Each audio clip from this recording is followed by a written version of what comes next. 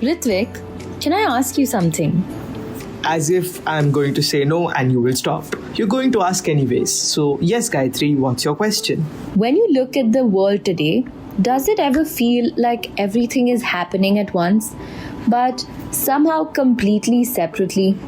A forest in Nagaland, a heat wave in Delhi, a boardroom in Brussels, and your neighbor who still leaves the tap running. My neighbor specifically? Because that's a very targeted example. But yes, it does feel that way. Like 1,000 different fires, sometimes literally with no obvious thread connecting them. Except there is a thread. Every forest, every heat wave, every policy, every decision, and every small daily habit, it's all a part of one interconnected system that shapes how we live and what we will face in the future. Which is either deeply reassuring or absolutely terrifying, depending on the day, and the weather forecast, and whether your city is currently underwater. And that is exactly what this episode is about. Understanding those connections more clearly. A new species discovered in the forests of Nagaland, extreme heat affecting families in Delhi, global industries affecting the climate pressure, all of it tells a larger story about change, survival, and balance. These aren't just updates from different corners of the world. They're signals, ones that show how closely human life is tied to the environment and how a decision made in one place can ripple across ecosystems, economies, and communities thousands of kilometers away. So, as we go through today's stories, we're not just asking what happened, we're asking why it matters, how it connects, and what it reveals about the world we are living in right now. Which, to be clear, is the only world we have got. So it's worth paying attention to. No pressure, just, everything. All of which to say is that you listeners are in exactly the right place. This is Earthwise or Otherwise, a weekly climate news roundup brought to you by Climate Action Live in collaboration with the Jindal School of Journalism and Communication. Every week, we bring you climate stories from around the world, along with people's voices, cultural reflections, and small actions that we can every day take in our daily lives. I'm Gayatri, and this show exists because the planet deserves at least as much as our attention as our group chats do. Well, arguably more. And I am Ritvik. Two perspectives but one shared concern, the combined anxiety about the environment that we've decided to turn into a podcast. This is Earthwise or Otherwise. Because the real question isn't just what being Earthwise looks like. It is also what the cost of choosing otherwise might just be. Alright, let's get into it. Time for our weekly national climate check-in, where we break down what's happening across India. From policy shifts to ground level impact, here's everything you need to know about the country's changing climate story. And trust us, there is a lot going on. There always is.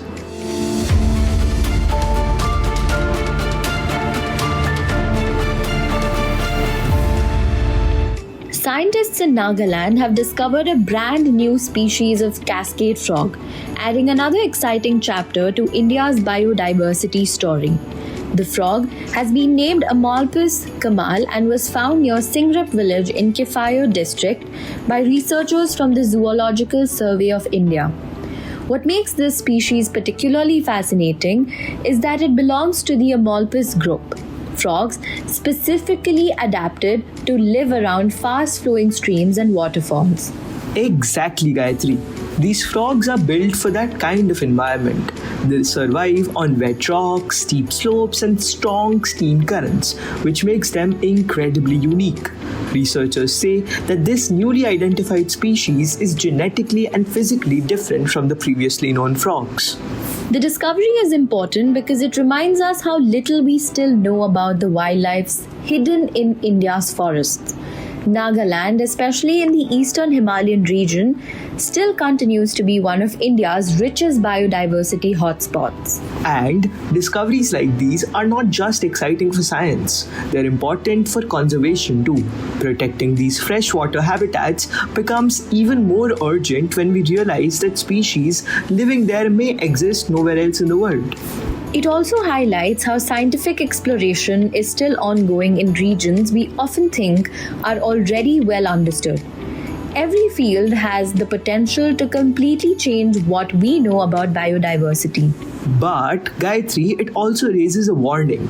Many such ecosystems are fragile and can easily be disrupted. Without strong conservation efforts, species could disappear before they are even documented. Well, the call to action to this is that every new species discovered is a reminder that nature still holds the stories we still haven't heard yet. But if we don't protect these ecosystems now, many of those stories could just disappear from before they're even found. Well, lastly, conservation begins with awareness. The more we value our biodiversity, not just as a science, but as a life, the stronger our responsibility becomes to protect it for the future generations. Moving from forests to food, India's summer's favorite fruit, the ice apple, is getting attention for more than just its taste. Known as tadgora or palm fruit, depending on the region, is often seen as a refreshing street-side summer snack. Ice apple is naturally packed with water, minerals, electrolytes, and natural sugars, which makes it incredibly useful during peak summer. It helps the body stay hydrated and cool during extreme heat. What's interesting is how this fruit has always been a part of India's traditional summer diet. Long before packaged drinks, people relied on seasonal fruits like this to naturally cope up with the heat. And beyond health, it has cultural value. It is tied to everyday life, memory, and local food systems across many regions in India. This largely shows how traditional knowledge often develops in response to environmental needs. Food habits are not just cultural, they're also adaptive in systems built over generations. In a time of rising temperatures, revisiting these natural local foods could actually be a part of building something more sustainable and climate friendly. Well, the call to action to this is sometimes climate resilience doesn't come from technology alone. It largely comes from tradition. From the foods we eat, the seasons we follow, and the knowledge communities have carried for generations. Supporting local seasonal produce is also a way of supporting sustainability. Maybe the solutions to living better with our changing climate are already around us. We just need to pay closer attention, perhaps. Right, Gayatri? A powerful report from The Guardian has brought attention to how brutal Delhi's summer heat has become, especially for those with no shelter. The report follows Shahida, a young mother living under a flyover in Delhi. With no permanent home or reliable access to water and shade, the family spends each day trying to survive extreme temperatures, which are already crossing 43 degrees Celsius. What makes this situation even harder is that the heat doesn't disappear at night. The environment itself continues to trap the heat, making rest almost impossible. The story also reflects a larger reality. Climate change is affecting people unevenly, with the most vulnerable facing the harshest consequences. It also exposes how urban infrastructure is not designed to protect people in extreme weather conditions. Cities are becoming hotter faster than they are becoming adaptable. And without intervention, heat waves will continue to turn into humanitarian crisis and not just weather events. The call to action to this is extreme weather doesn't affect everyone equally. And that's what makes these stories really urgent. Climate conversations must include those who are most exposed to its worst effects. Protecting vulnerable lives is not optional. It is central to climate justice and human dignity. Ritwik, a quick question. Is it raining where you are? No. The monsoon is doing its classic dramatic delay. But why do you ask? Well, the monsoons may not have shown up yet, but climate jobs certainly have. It is absolutely raining opportunities this week. And honestly, I take this forecast any day. Ha, no complaints here. Alright, let's get into it. Welcome everyone to our brand new segment, Green Gigs. your weekly climate jobs and opportunities segment. Whether you are a researcher, a policy nerd, a finance person, or someone who just really loves the idea of saving the planet and paying rent, this one's for you.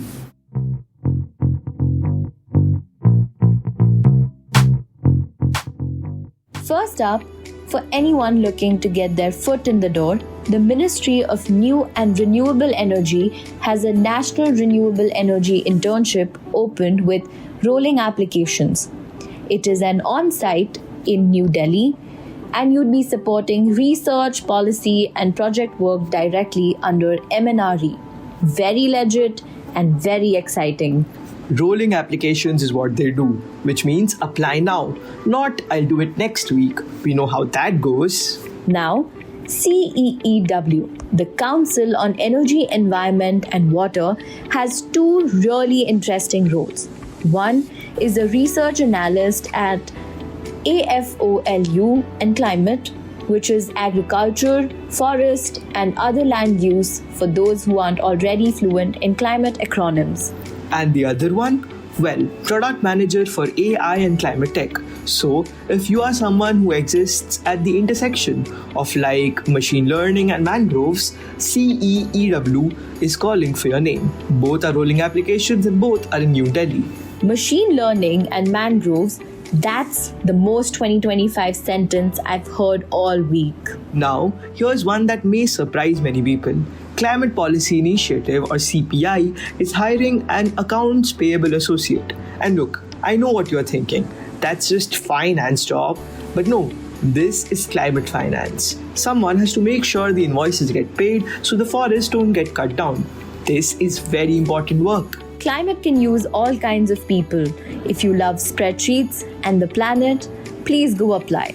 Rolling applications, Delhi, on-site. Okay, so now two big ones. The Reroute Asia Fellowship by Animal Alliance Asia is for emerging leaders working on grassroots sustainability, advocacy, and system change across Asia. It is fully remote, global, and applications close on the June 20th. If that sounds like you or someone in your orbit, do not sleep on it. June 20th comes very fast. And finally, the WRI India is looking for a head of research, strategy and knowledge, senior role sitting in the CEO's office, shaping high-impact climate and policy work. Hybrid anywhere in India. Applications open. If that's you or someone you know, please send this over to them right now. Genuinely an incredible opportunity. All links are in our show notes and across our social media handles. So, go find them. And if these 6 aren't enough, head over to climateaction.live. Free, searchable, and packed with way more listings than we can cover here. And for weekly updates just like this, follow us on all our socials at Climate Action Live. That's where the freshest gigs land first. We'll keep raining them down on you. Monsoon or no monsoon. Alright, that's a wrap on green gigs. Go apply, go share, and go save the world. And maybe also pay your rent while you're at it. Both are important.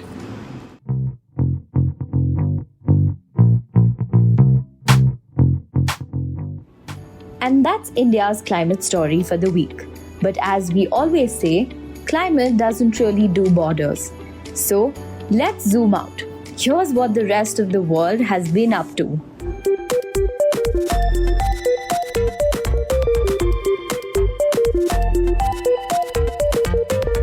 Canada's wildfire season has once again returned to the oil sands region of northern Alberta, with multiple active fires burning dangerously close to major energy producing facilities. The situation has raised concerns among local authorities, energy companies, and nearby communities, as dry weather conditions and rising temperatures continue to create a highly vulnerable fire environment across the region. What was once considered a seasonal risk is now becoming a more persistent and an unpredictable challenge. At least 7 wildfires have been reported in areas surrounding key oil operations, including sites managed by major companies involved in Canada's energy production sector. Although oil output has not yet been significantly disrupted, the proximity of these fires to critical infrastructures has been made the situation highly intensive and sensitive, with constant monitoring and precautionary measures being implemented to reduce potential damage. These fires are particularly significant because the oil sand regions is one of the most important contributors to Canada's energy economy. Any disruption in this area has the potential to affect national energy supply chains, global oil markets, and the livelihoods of workers and communities who depend on the industry. This makes wildfires management not only an environmental concern, but also an economic and a strategic priority. These experts warn that climate change is playing a major role in increasing both the frequency and intensity of wildfire seasons in Canada and other parts of the world. Rising global temperatures, prolonged dry spells, and shifting weather patterns are creating conditions where fires ignite more easily and spread more rapidly, turning what were once isolated incidents into recurring large-scale crises. The situation has also highlighted how deeply industrial systems and natural ecosystems are now interconnected.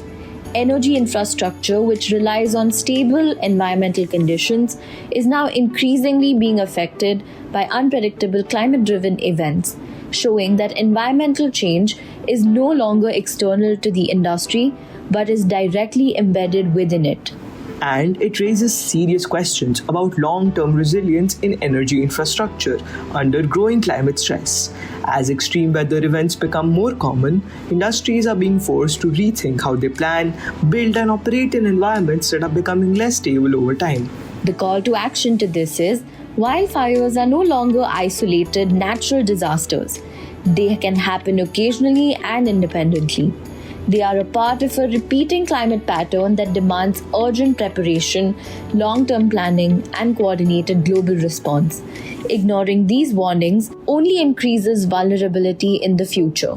Delaying climate action only increases the scale of future damage, both environmentally and economically. Building resilience now is not optional. It is necessary to prevent even greater risks in the years ahead. A report by Earth.org highlights a critical and often overlooked question in the global fashion industry's climate commitments. Who actually bears the real cost of achieving net zero? While major fashion brands frequently announce ambitious sustainability targets and climate-neutral goals, the article examines what happens behind the scenes where these promises are actually implemented. It reveals that the visible progress in branding often hides a much more complicated and an unequal system of responsibility. Most of the burden falls on garment manufacturers in developing countries such as Bangladesh, Vietnam, and Indonesia, who are expected to adopt cleaner technologies and reduce emissions without receiving enough financial or structural support. These factories are often required to upgrade machinery, shift to renewable energy sources, and improve environmental standards while still meeting strict production deadlines and cost limits set by the global brands. The challenges that these factories face are already operating under extremely tight margins. They face constant pressure to produce large volumes of clothing at low costs, which leaves very little flexibility to invest in expensive sustainability upgrades. Even when the environmental improvements are introduced, they are often done under financial strain, making long-term change difficult to sustain. This creates a system where environment responsibility is unevenly distributed across the supply chain. While brands benefit from protecting sustainability to consumers, the actual costs often get pushed down to the supplier's end. And in many cases, indirectly, it affects workers through wage pressure, job insecurity, and reduced investment in workplace conditions. It also exposes how global supply chains tend to separate responsibility from accountability. Decisions made by multinational fashion companies are implemented thousands of kilometers away, where those carrying out productions have limited influence over pricing, timelines, or sustainability expectations. This disconnect makes it harder to ensure fairness in how climate action is actually carried out. Without deeper structural change, sustainability risks becoming more symbolic than practical.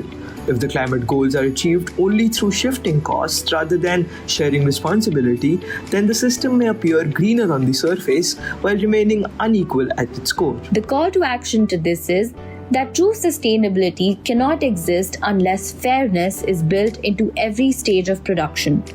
Climate responsibility must be shared across brands, manufacturers, governments, and financial systems rather than concentrated in one part of the chain. At the same time, consumers also play an important role in shaping this system. The choices we make and the transparency we demand can influence how industries behave, making accountability a shared responsibility rather than a distant concept. A feature in The Guardian explores why being outdoors in nature holds deep emotional meaning for people across very different walks of life. Through personal stories shared by readers, the article highlights how simple natural spaces like parks, gardens, forests, beaches, and open fields often become places where people feel most grounded and emotionally safe. It shows that nature is not just a background setting in our lives, but something that actively shapes how we feel and process the world around us. Many people describe nature as a space for healing, calm, and emotional relief during stressful or overwhelming times. Whether someone is dealing with grief, anxiety, burnout, or just the pressure of daily routines, stepping outside often creates a sense of pause that is difficult to find elsewhere. The article suggests that even short moments in natural surroundings can help slow down thoughts and reduce emotional overload. It also reconnects people with memory, childhood, and a sense of simplicity that often gets lost in adulthood.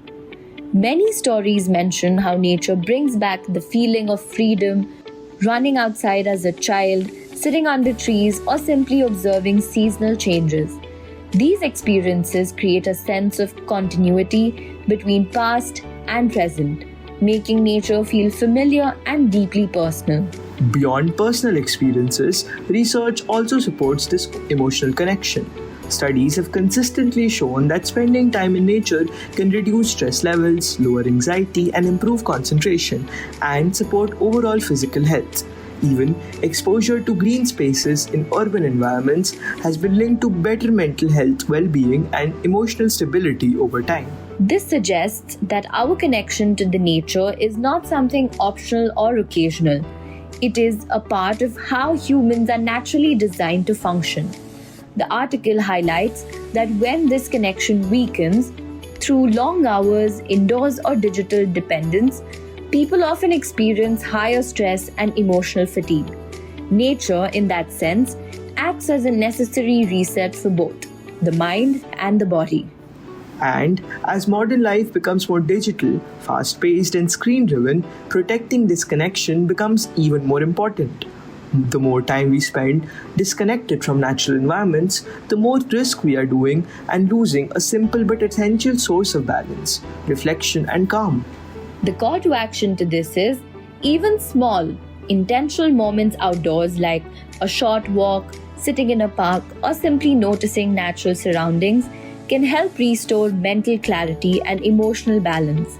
It does not require major changes in lifestyle, only awareness and presence. At the same time, protecting natural spaces ensures that this connection remains available for future generations. Preserving green areas is not just about the environment, it is also about protecting the human well-being itself. As we close this episode, what stays with us is the way all these stories, whether from forests, cities, industries, or personal lives, are deeply interconnected. None of them exist in isolation, and none of them can be fully understood without looking at the larger system they are a part of. From newly discovered species to climate stress in cities, from global industries to personal well-being, everything ultimately connects back to how we interact with the environment and with each other.